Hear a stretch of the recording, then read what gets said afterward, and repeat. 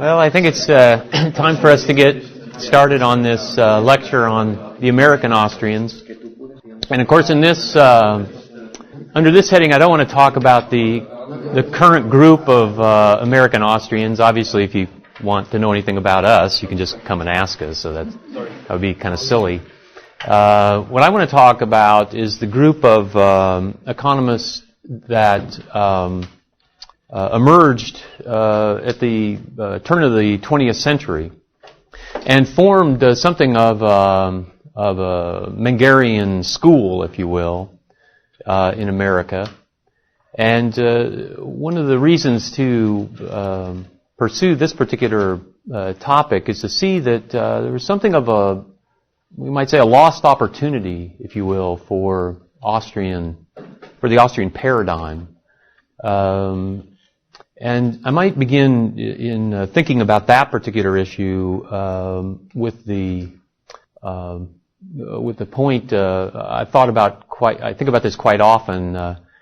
When Murray Rothbard passed away in 1995, his 2-volume History of Thought was published posthumously, and it has always been a great regret among those of us who are interested in this topic that he was unable to write the 3rd volume. The 3rd volume, apparently, he had all thought out in his mind, but had not put pen to paper on it. And so we don't actually get sort of a full Rothbardian treatment of the modern period, right? The Marginalist Revolution, and then whatever happened to the Austrians. What's the real story of what occurred? I mean, they started out remarkably, right? Menger was considered part of the mainstream, if you will. Okay, there were different branches of the development of the marginalist thinking, but certainly he was considered one of the founders of modern economics, and the Viennese group was considered mainstream, Böhm-Bawerk, and others. Again, there were deviations, right, and differences, and Schumpeter was kind of a deviation from the Misesian line, and so on, but he was a well-known economist and considered part of the mainstream, and then everything sort of fell apart, right? And before Joe Salerno began to write about this topic, thank goodness we have a pinch hitter to come in and reconstruct this history of thought. The standard story was it was just the Keynesian Revolution. Keynesian Revolution came along, and this just kind of sank Austrianism, and that was the end of it. But as Dr. Salerno has demonstrated, it's actually a bit more complicated than that. So his view is that this causal realist position of Menger was in fact part of the mainstream through this period of the end of the 19th century and into the early 20th century. But that it was, slowly sort of abandoned or superseded, we might say, by a kind of Marshallian approach and then eventually the Walrasian general equilibrium approach. Even before the 1930s, by the time you get to the Keynesian Revolution of the middle 1930s, the Austrian energy, the Austrian push was really a spent force. This is quite important because as Joe explains, one of the reasons for this was there was no, Mises didn't write his general treatise until 1940. The German language edition, Nationalökonomie, wasn't published until the Austrians had already been eclipsed. Right? They didn't have anybody who actually stated their position and tried to kind of build a school around it. The only ones who did this, besides the founders, right, so Menger and Böhm-Bawerk and so on, were these American Austrians. They did it. They wrote treatises. Frank Fetter, Herbert Davenport, J.B. Clark. So, that's part of the story. Right? How did that all happen? How did that all get eclipsed? It wasn't necessary that this happened. It could have been that in America in particular, because of the work of Fetter and Davenport and Clark, that we could have had a real viable Austrian movement that continued into this middle part of the 20th century. By the time, well, you all know this, right? Mises, Human Action, he comes to America, he rewrites National Economy in English, publishes Human Action in 1949. This is 3 years too late. Why? Because Paul Samuelson has already published his Foundations of Economics in 1946, and it sweeps the field, right? Economics from then on becomes this sort of formal, positivist discipline, right? And so Mises just kind of sinks without a trace. Of course, the revival comes later. Granted, the revival comes, Rothbard and then so on. But it's this kind of dead period.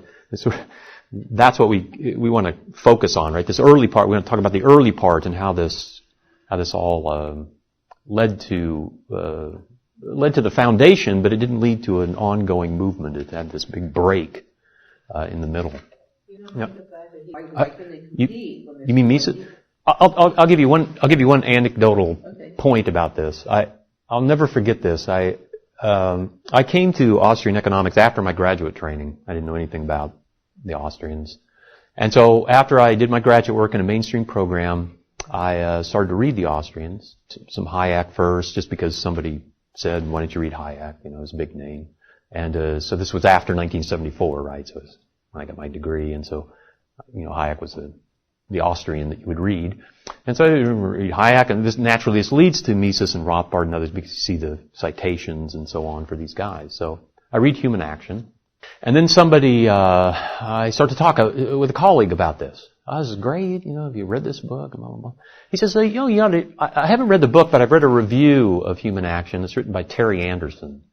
Terry Anderson's a mainstream economist, worked for PERC, free market guys, worked in Montana, and then they developed that little institute where he now writes. And so I read his review, and maybe he said many different things. I don't recall everything in it, but basically he dismissed the entire book by saying, look, none of the propositions that Mises comes up with in the book Human Action are operationally meaningful. They're not hypotheses that you can test. That I think is the standard view of me. Oh, it's very interesting stuff. We really like it. We like to read this, and it sort of stimulates our thinking about different things. But it's not economics, right? These aren't economic propositions. These aren't hypotheses that we can test. He's channeling Paul Samuelson when he says that. It's just right. The mainstream was in no mindset to accept the way that Mises was doing economics at the time. So what I want to do is talk. We don't have enough time to talk about all these guys, right? But I just want to kind of give you a schematic of this. So we have J.B. Clark. By the way, Mises in Human Action cites all of these guys very favorably. J.B. Clark, Herbert Davenport, and Frank Fetter. And Murray Rothbard's teacher at Columbia, Dorfman, calls these guys, they were self-described this way, but he accepts their label for themselves as the American Psychological School. That's what they called themselves. Dorfman repeats this. Right, that they did have this sense that they had a shared a view of economics. It was somewhat different from other views, but it was within the mainstream. Now again, I don't want to talk about all three of these guys. We just don't have enough time to do this. I want to concentrate on Fetter. The only reason I concentrate on Fetter is not because I think perhaps he's better than the other guys. It's just that I've written a piece on Fetter, and so it's kind of easier for me to just talk about Fetter as opposed to Davenport or Clark. But I recommend you take a look at all this, all three of them. Very interesting guys, and they wrote very Mengerian sorts of works. And again, I think Fetter is especially Mengerian. So we want to talk about Fetter as an example of high theorists of the American Austrians. And then I want to talk some about Hazlitt as a public intellectual, right? An Austrian public. Today, who writes for the New York Times? Paul Krugman. Who wrote for the New York Times in the 1940s? Henry Hazlitt. Right? We had our guy. writing. And he was hardcore. Right? He laid it on the line. It was. I mean, you read Hazlitt, right? Even his books, editorials that he wrote and so on. Hardcore stuff. You can't imagine this today, right? Whatever happened to this? It just down the sinkhole. So we want to talk again a little bit about that. Hazlitt as a public intellectual, and then Benjamin Anderson as a practitioner. So again, Benjamin Anderson, right? Chase Economic Bulletin. He was a big shot among the Wall Street types. He was thoroughly Austrian. Business cycle theory was thoroughly, right, is a sort of practical economics was thoroughly Austrian. So we want to talk about Anderson too. Kind of, again, he's writing about he's giving us an Austrian interpretation of the 20s and the 30s, the Austrian business cycle theory. And this, again, is not well received. He publishes this work in 1949 again. It's too late, right, for the mainstream to accept. Okay, so let's start with Fetter. And just some biographical information on Fetter. He was born in a rural Indiana, in a little town called Peru, Indiana, in 1863. He passed away in 1949. And in his early life, he had certain very important things that happened to him seemingly by accident. You might say they were providential, or however you wish to interpret this. But for one thing that happened to him was that as soon as he started college, at Indiana University, his father became ill and unable to work. And he ran, what he did for a living was he ran a bookstore. And so Frank dropped out of school and went and ran the family bookstore. Now this was fortuitous for two different reasons. One was that Fetter got experience as a practical entrepreneur. This dramatically affected his understanding of economics later. He had no interest at this point in economics. He was just, a kid from a farming town that was, going on to some career he didn't know what it would be. And so he, kind of like Carl Menger himself, right, who was working as a journalist, slightly different, right, but he has a lot of practical knowledge that he brings to economics once he begins to study it. He isn't doing this from an armchair, he's not studying engineering and then coming to economics with a mathematical training or something like this. It's entirely different, a practical approach. Very entrepreneurial. He's very successful at running the bookstore, by the way. Very good at this. Remember, he's a kid. He's 17 years old or something. By the time he goes back to Indiana University, Jeremiah Jenks had been hired by Indiana University as a lecturer. If he would have gone straight through his degree, he would never have come in contact with Jeremiah Jenks. Jeremiah Jenks is a big shot from Columbia. And he's a progressive. He's sort of he's on the vanguard of the professionalization of economists of the period. Jenks recognizes the potential in Fetter. He brings him to Columbia. Fetter gets his master's degree in Columbia under Jenks. Then Jenks arranges for him to get his PhD in the German universities, just like Jenks did. Right, that was the career path for professional economists at the time. You go to the German universities, get your PhD, you learn how to do Bismarckian social engineering. That's the whole point of getting the degree, right? You're going to run society. You're boning up on how to pull the levers of power and so on. That's the point of this. Okay, so he gets his PhD. Fetter gets his PhD, University of Halle. This is in 1894. While he's in Europe, by the way, Fetter is a brilliant guy, right? He gets his PhD in German. He studies in German. He writes his dissertation in German on population theory. This was a kind of a hot topic at the time. He participates in Bumbavork's seminar. He studies at the Sorbonne, French, and so on. I mean, he's a brilliant guy. There's no doubt about it. When he comes back with his PhD, he teaches at Cornell for a year. Excuse me, I said Jenks was Columbia, didn't I? I meant Cornell. I'm sorry about that. So he goes to Cornell for a year with Jenks. He gets him a job there. And then he goes to Indiana University for a couple of years. Then to Stanford. Again, he's kind of bouncing around different places, kind of trying out different places, right? He's at Stanford for 3 years and probably would have stayed there. And again, things would have been different for him had he done that.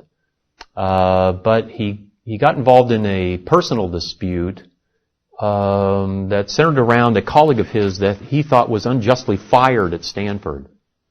This guy didn't have tenure and he said certain things and he was dismissed and Fetter thought this was over questions of academic freedom. And so he just immediately resigned. This kind of guy he was. He resigned. I mean, imagine this. You're on a tenure track at Stanford. You just say, forget this place. Just because a buddy of yours gets, a bad deal because he says something that the administration doesn't like. So he goes back to Cornell. He stays there for 10 years. 1901 to 1911, he's at Cornell with Jenks. And then he finally goes on to the post for which he's well known, right, at Princeton. So in 1911, he goes to Princeton, and he stays at Princeton until 1933. So he's at Princeton for 22 years. Now here's the key thing for thinking, I want to make a couple of key points just in the terms of biographical information. He's at Princeton for 22 years.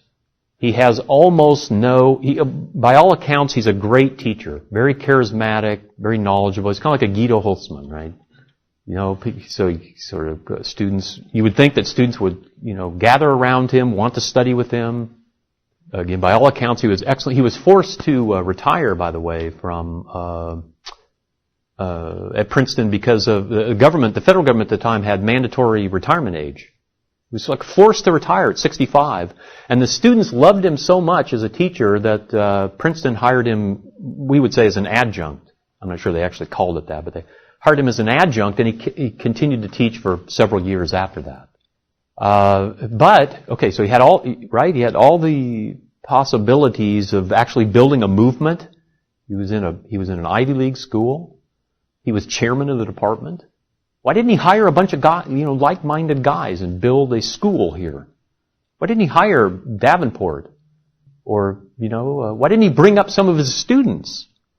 22 years is a pretty long time, right? You could have students, they go on and get their graduate degrees, they hire them and bring them to Princeton and build a movement. That's what we would do today. That's what we're trying to do today, right? Just kind of get the collections of Austrians together and build places where, we're known for this and we teach this, and so at Grove City College we do this, and we're hoping at other places this could be done, right, at the graduate level. He didn't do this. He wasn't a movement guy. He didn't think this way. He was just a theorist. He was just an economist. He didn't think strategically about this.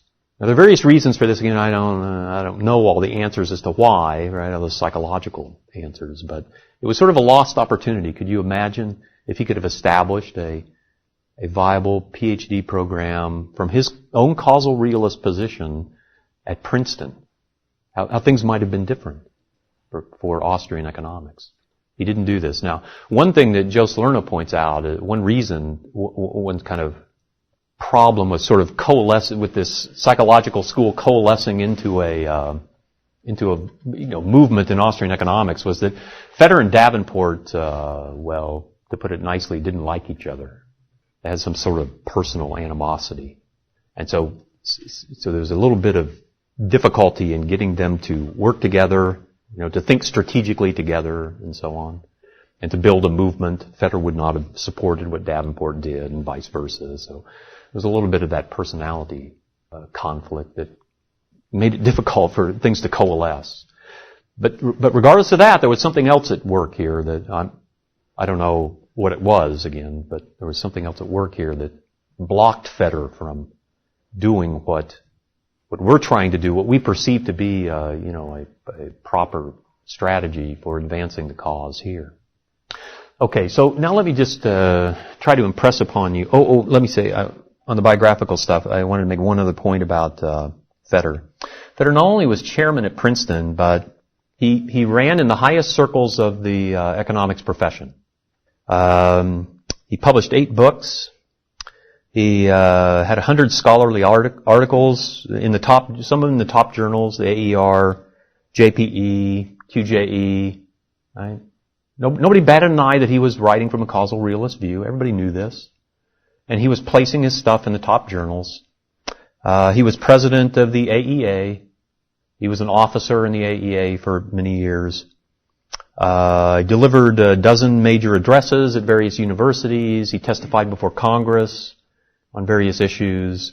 He was visiting professor at Harvard, Columbia, Johns Hopkins, Northwestern, Claremont colleges. Okay, he was a bigwig. That's the way it was back then, right? You can't quite imagine this. You can't quite imagine Murray Rothbard being given these positions, right? Oh, come and be a visiting professor at Harvard, or be president of the AEA, or, even Mises was only given this honor sort of posthumously. Made a fellow, I guess, of the AEA. Okay, so it was a different world back then. Now, let me just again kind of point out the thoroughgoing causal realist character of Federer's work. We're most familiar with Capital, Interest, and Rent, right? His book that Murray Rothbard edited of his writings on capital, interest, and rent. These articles were written from the period about 1890 to 1930. And this is where Federer sets out his pure time preference theory of interest.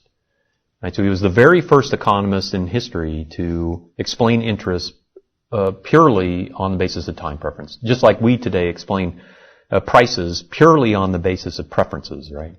There's no other element. In other words, the argument that we make in the causal realist tradition is that we have preferences in our minds. All the external factors that influence the way that we choose and act, the effect that they have on our action comes through our preferences. So Federer said the same. This must be true, he said, about time preference. So the interest rate could be affected by all sorts of objective features of the world, just like any price could, right? But the effect that they have is determined by our minds. So we establish time preference. It's only by changing our time preference that any particular objective feature of the world would affect the rate of interest. So he's just taking the general theory of preference and he's applying it to the question of interest. So he criticizes Bumbavork, right, and purifies his theory, shows that interest is based only upon time preference. This then leads into the general theory of rent. So once he has the theory of time preference, he's able now to generalize the theory of factor pricing correctly, pointing out that all factor prices are based upon marginal revenue products discounted by the time preference rate of interest. So now he has a complete and general theory of all factor pricing. He points out that this discount also implies capitalization. So now he's taken another step here beyond what had existed before in the literature, pointing out that asset values, we now have a complete theory of all asset values, right? Land values, buildings, all capital goods. These values are just the sum of the discounted marginal revenue products. Right? So the entrepreneurs estimate these things, right? We apply the standard entrepreneurial expectations here, but now we have a full theoretical explanation of all these things. And this leads then to further implications that perhaps Federer himself didn't even quite see fully, that we find elaborated, let's say, in the treatment that Rothbard gives.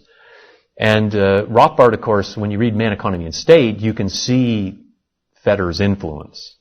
Rothbard is very much a follower of Federer on all of these questions about interest, factor pricing, asset values, allocation of capital, and so on and so forth.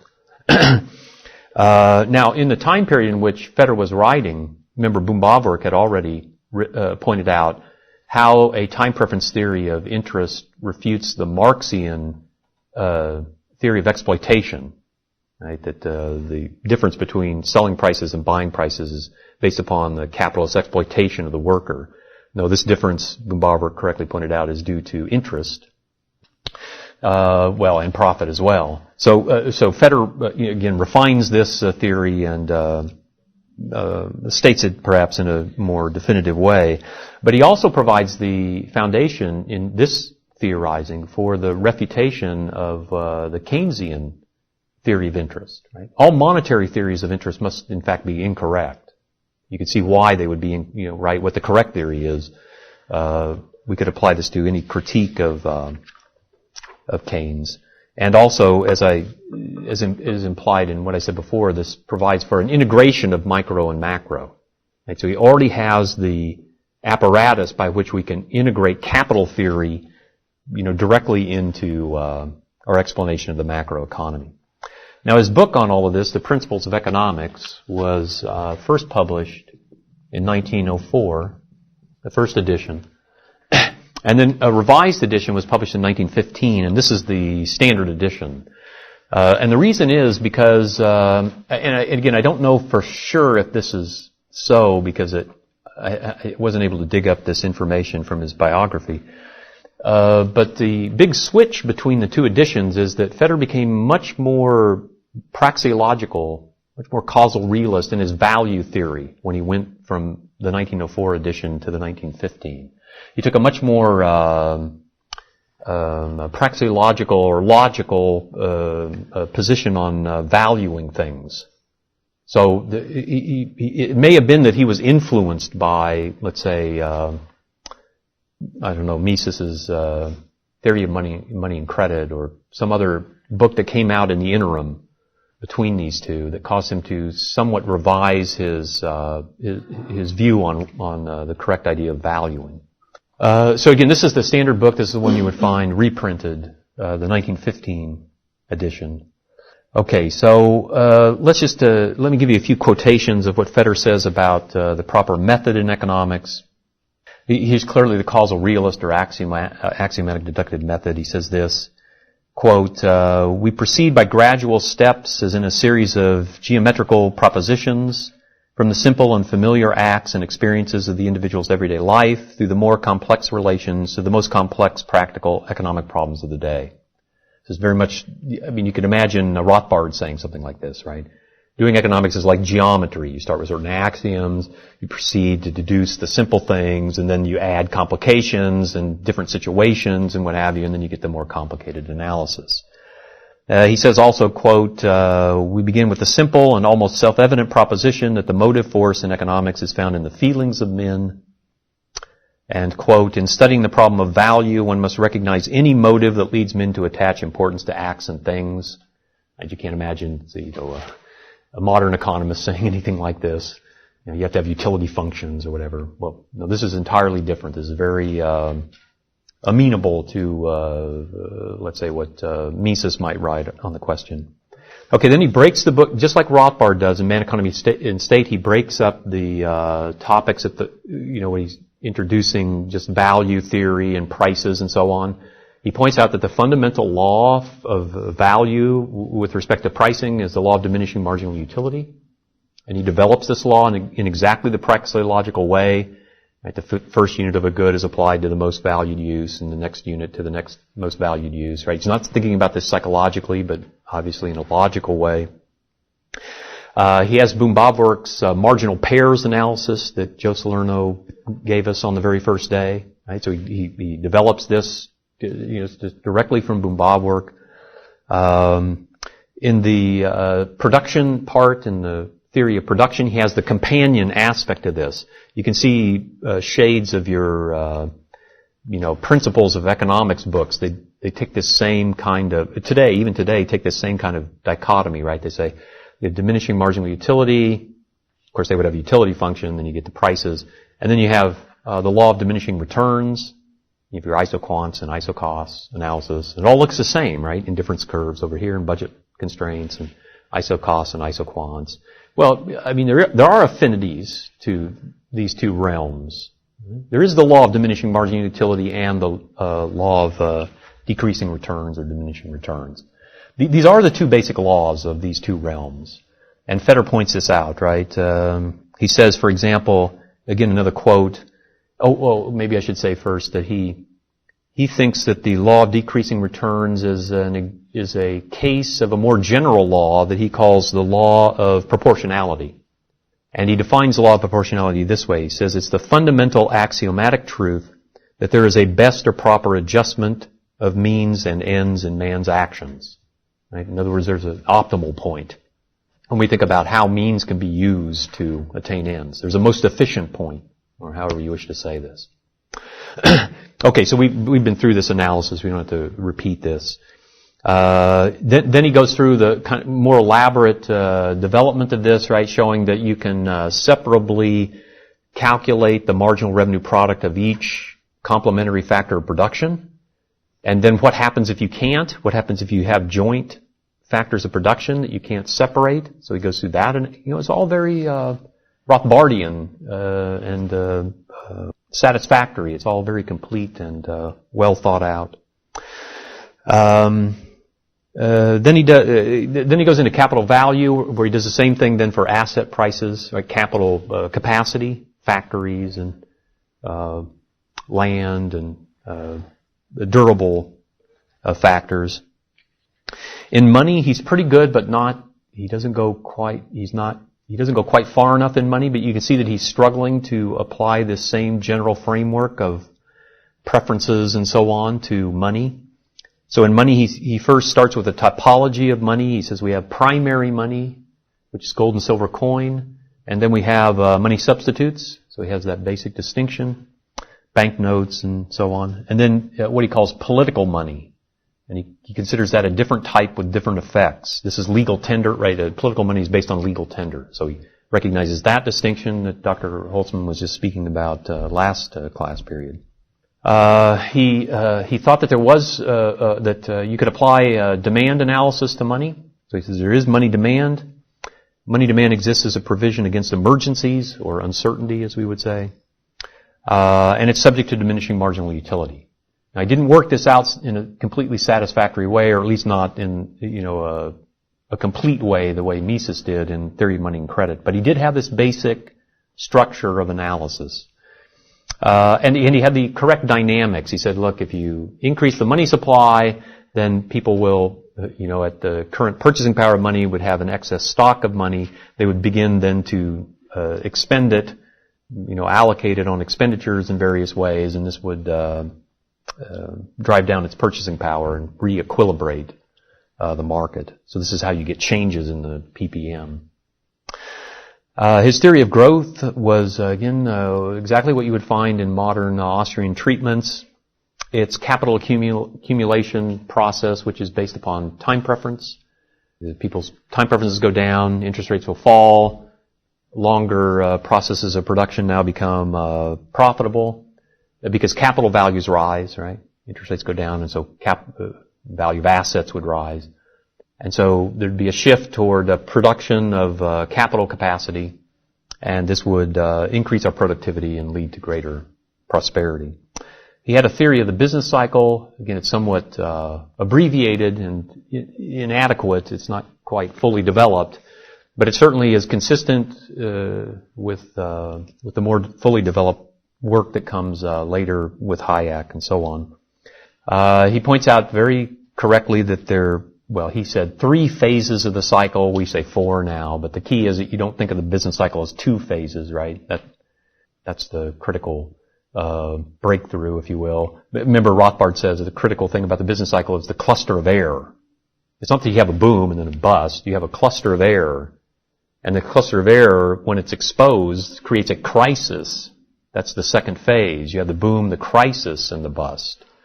And the crisis phase is the key to be able to explain. Why should you have a crisis phase? Why is this investment clustering into malinvestments? That's what has to be explained.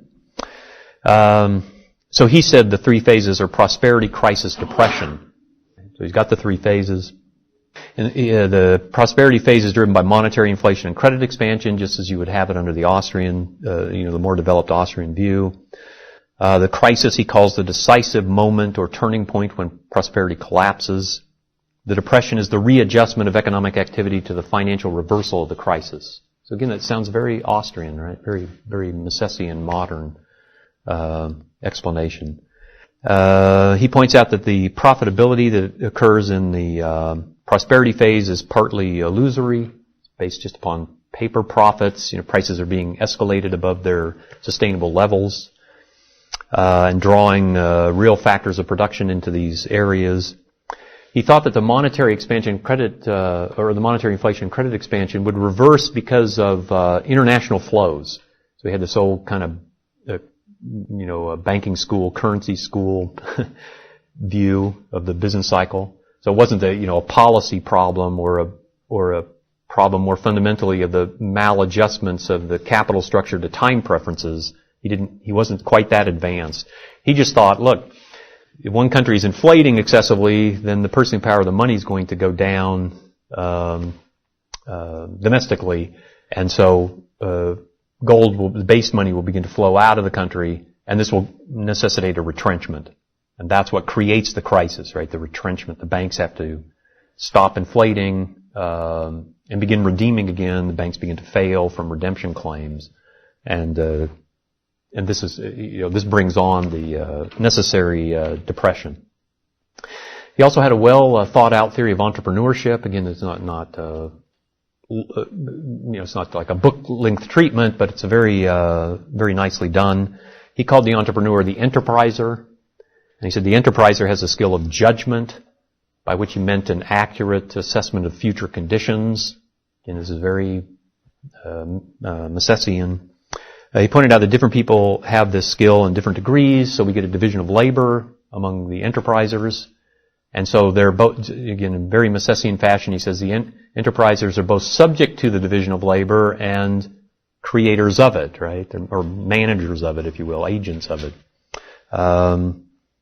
He points out that the enterpriser earns profit as income, that this is an uncertain residual for his foresight, and that this is in addition to interest that he earns as a capitalist investing in the production process. So he has this, again, he doesn't have the notion of the ERE here, so he can sort of theoretically, definitively separate these elements, but he does have the two conceptual elements of net income.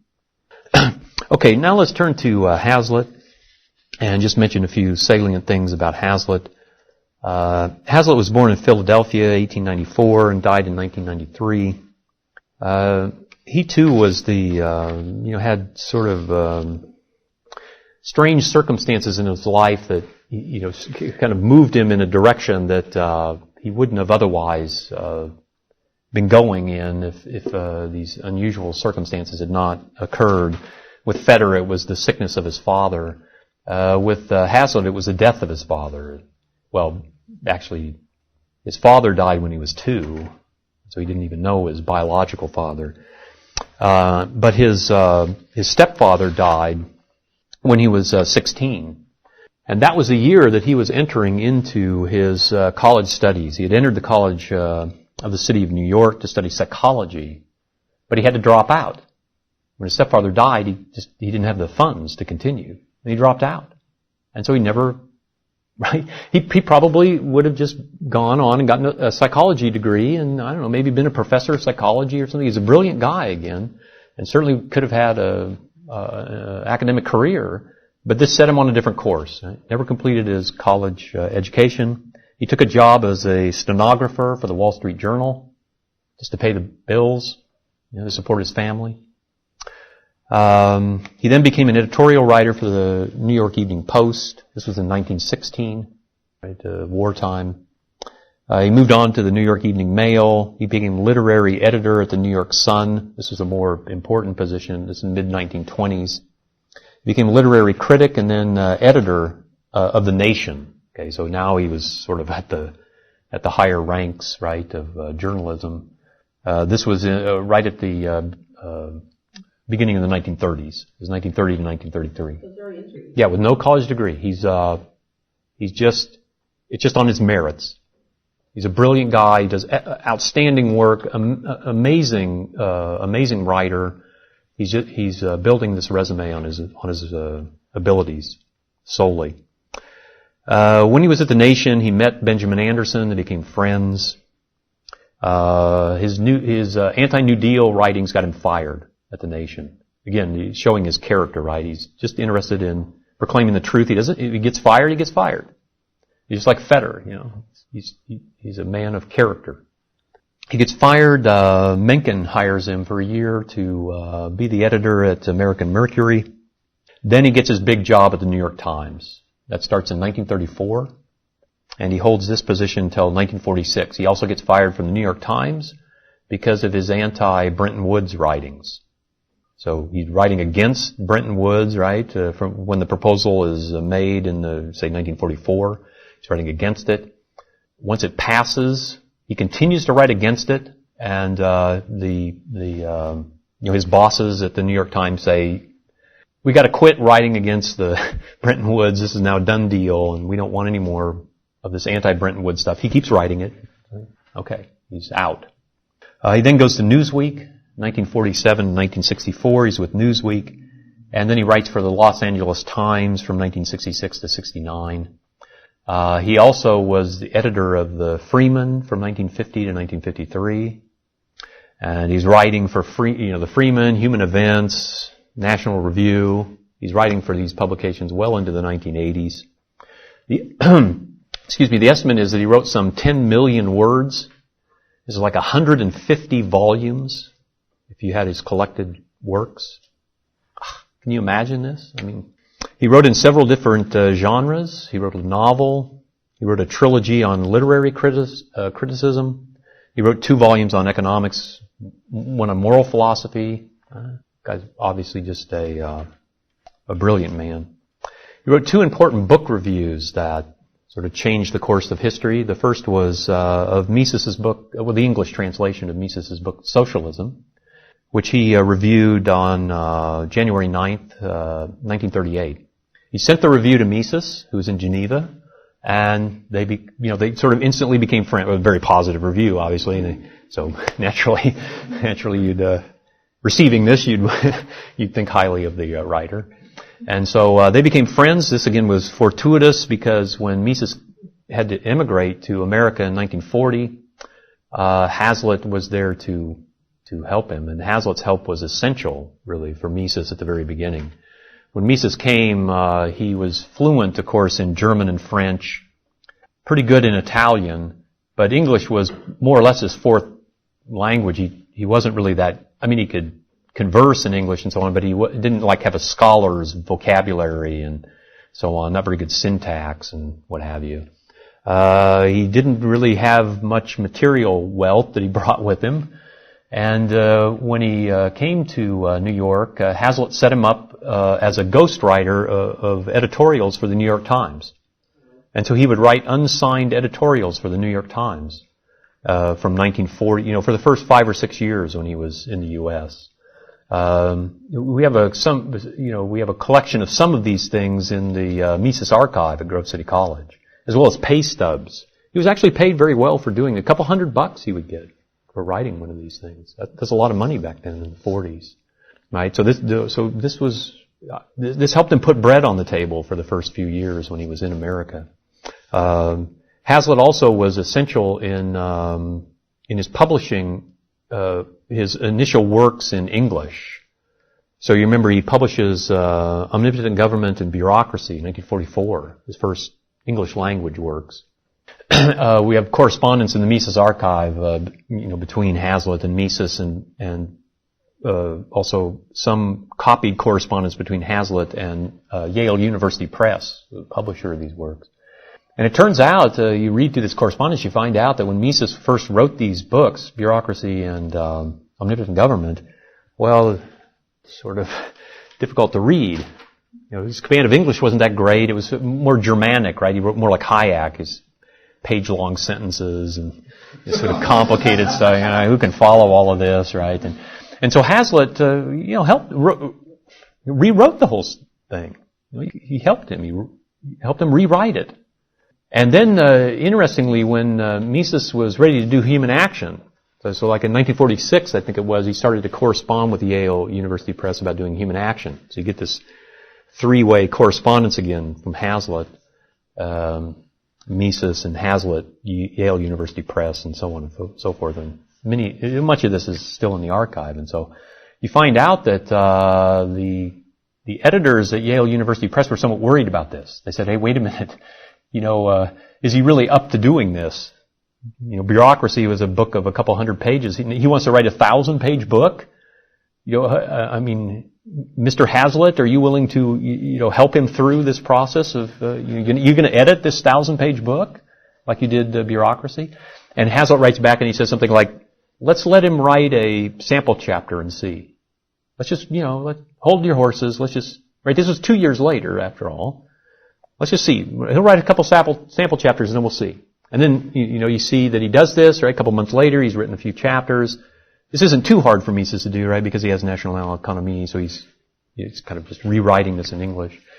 And the Yale editors are in receipt of these things, and they pass a letter to Hazlitt and say, okay, it looks fine to us. This is great. Hazlitt says, I don't think I need to do anything more to help him with this. And so he just writes the whole thing out. Human Action. It's published in 1949. So Hazlitt, very important. He was the one who made this connection between Mises and Yale University Press. Again, without which we probably would have had Human Action, but maybe not in the same way, with the same sort of impact that it had with this prestigious university imprimatur. Hazlitt also reviewed Road to Serfdom.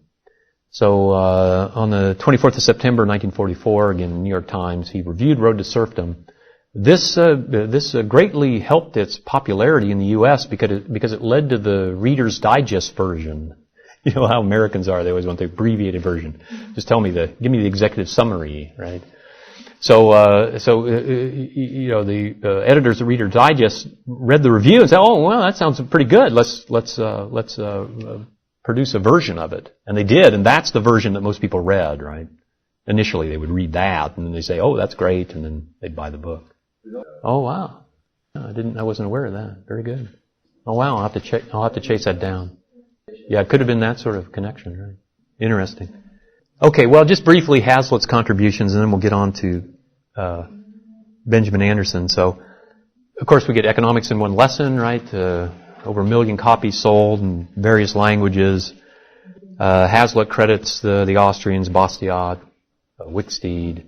Mises vetted this book. Mises read this book, and corrected it for errors. I'm sure there were very few, but he checked it over, if you will. Of course, the lesson, not just the immediate, but long-run effects of policy, not just the consequences for one group, but for all groups, the basic lesson. His anti-Bretton Woods articles I mentioned before were collected into a book that he was writing at the New York Times called From Bretton Woods to World Inflation, published in 1984. His Newsweek columns were basically anti-New Deal. So he was still kind of the old right. He was, let's smash the provisions of the New Deal. We need to go back to the pre-New Deal laissez-faire regime. Also repealing all the wartime controls. Right? So it was all this sort of anti-interventionist writings. He also attacked the Marshall Plan in this period and published a book, Will Dollars Save the World, in 1947, critical of the Marshall Plan. He did his anti-Keynesian writings, right? 2 books here, The Failure of the New Economics, it's kind of line-by-line refutation of the general theory, and then The Critics of Keynesian Economics in 1960, Failure of New Economics is 1959. The Ethical Foundations of Capitalism and the Foundations of Morality, 1964. And then his last 2 books were Attacks on the Welfare State. We published Man versus the Welfare State, 1969, where he makes this basic point Charles Murray repeats later, that welfare programs bring about more of the problem they're trying to solve. They subsidize the problem and then therefore create more of it. And then The Conquest of Poverty in 1973, where he shows it's the market over time, the capital accumulation process of the market that really has solved the poverty problem to the extent that it has been solved. Okay, now Benjamin Anderson was born, was a contemporary, right? He was born of these 2 guys. He was born in Columbia, Missouri, 1886, died in 1949. He went to the University of Missouri, 1906, University of Illinois, got his PhD at Columbia in 1911. He taught at Columbia for a year. He was assistant professor at Harvard for a few years. And then I don't know if it was voluntary on his part, but it sort of gives the appearance that he kind of didn't want to do an academic life. Or either that or he washed out at Harvard and didn't get tenured, but one or the other, right? So he's out of academia. He takes a job for the National Bank of Commerce. This is in 1918. And he becomes editor of its publication called the Commercial Monthly. And then he takes his post for which he's mainly known. He becomes chief economist for Chase Manhattan Bank in 1920. And he holds that post from 1920 to 1939. And he's editor of their publication called the Chase Economic Bulletin from 1920 to 1937. In 1939, he goes to UCLA, and he's professor of economics for the last 10 years of his life at UCLA. So he goes back to the academic world at the very end of his career. Now, of the three of these, Anderson was perhaps the least Mengerian of the three. He was very good on business cycle theory, but his value theory and other parts of his writings were not perhaps so solidly in the Mengerian camp. His dissertation, which was published in 1911 in the book called Social Value, he makes the argument, and I'll try to condense this since I'm running out of time. He makes the argument that, this Austrian framework of value theory, we have preferences and demand and supply and prices and the idea of marginal utility and so on is all well and good. But he claimed that marginal utility actually isn't a causal theory at all. And the reason is because it doesn't explain how these external factors affect our marginal utility.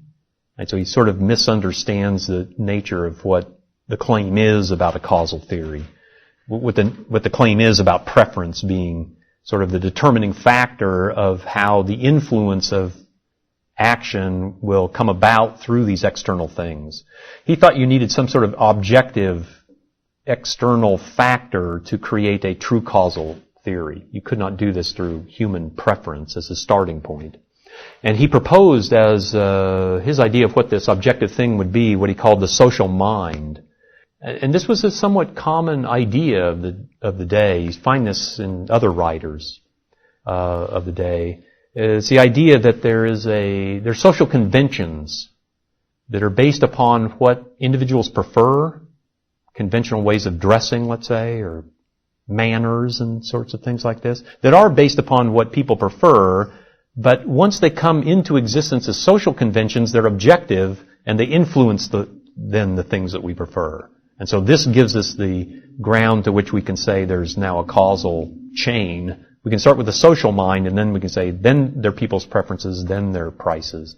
And we proceed this way. And so that's not very Mengerian, right? I mean, maybe more like Wieser, but certainly not so much like Menger. His first really great book in the Austrian tradition, the Mengerian tradition, is The Value of Money. Published this is in 1917. In this book, he has a devastating refutation of the kind of mechanical quantity theory of money. So he goes through this step by step, pointing out all the theoretical problems and practical problems involved in this. Mises is doing the same thing about the same time, but again, we won't go through this in detail. But he's basically he's saying, look, first of all, this isn't a causal theory at all, right? There's no cause and effect in here at all between things. You have to have a theory. You have to bring a theory to the equation in order to say anything to begin with.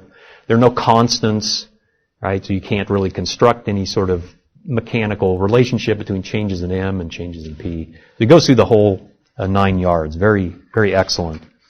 And then the one we want to talk a little bit about in the last couple minutes is this economics in the public welfare, his economic history of the period from the First World War through World War II.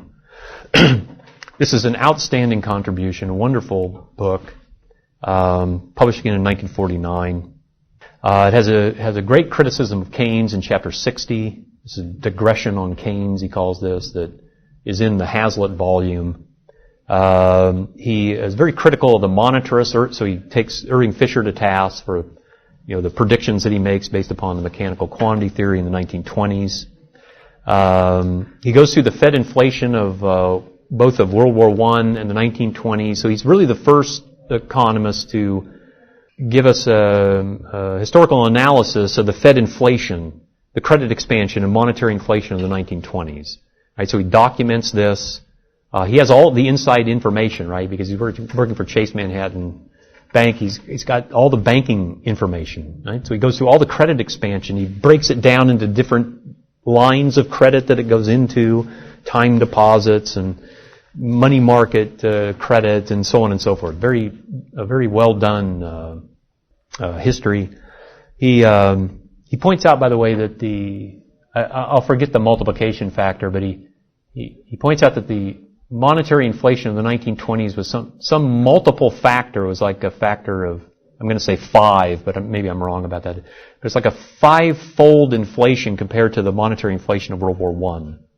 Oh, well, that's fairly significant. And it's over a longer period of time, but you can see that, he's trying to place this he's trying to state this in a useful historical way, so that we can make a useful comparison and say, oh, I see now that really is a lot of inflation.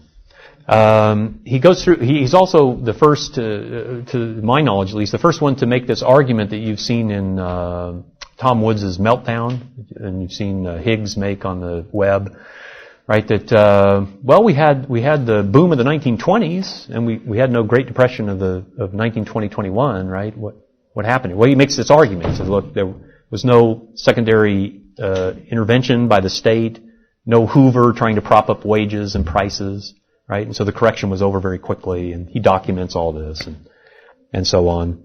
Interestingly, when he gets to the New Deal, he says there are 2 phases to the New Deal. The first starts in 1924 and goes through 1932, and then the second phase is 1933, of course, to the war, to 1939. Again, why is he doing this? It seems kind of odd. Well, he says that's when the inflation begins in earnest, 1924. That's when sort of protectionist tariff policy begins. So you begin to see the sort of policy activity of the New Deal even in this earlier period, in the mid-1920s. So he chronicles all this, surrendering of the gold standard and what this meant, and it's all great stuff. In the New Deal maturity phase, as he calls it, 33 through 39, one of the great points he makes is about the secondary downturn. Right? This again has come back in the literature. Why did you have this secondary collapse in 1937, 38? And so Paul Krugman says, well, it's because Roosevelt, instead of running a deficit of 4.5% of GDP, ran a deficit that was only 3.6% of GDP or something, right? The government spending went down a little bit, and so that collapsed the economy. Or you have these other sorts of arguments. And what Anderson says is that part of this is due to, what Higgs would call regime uncertainty. He didn't call it that, but he said you had the Supreme Court striking down all these New Deal programs, right? Starting in 1934, 1935, they're striking down all these New Deal programs, and so investors came back into the market and thought, well, things are going to go back to normal. And then the court packing scheme of Roosevelt took effect in 1936, 1937, and they began to uphold this stuff again, and so investment simply collapsed. And he chronicles all this, right? He gives us the figures for investment, and so it's a very persuasive argument that he makes. So, I've run over my time, so here I'll stop. And, thank you.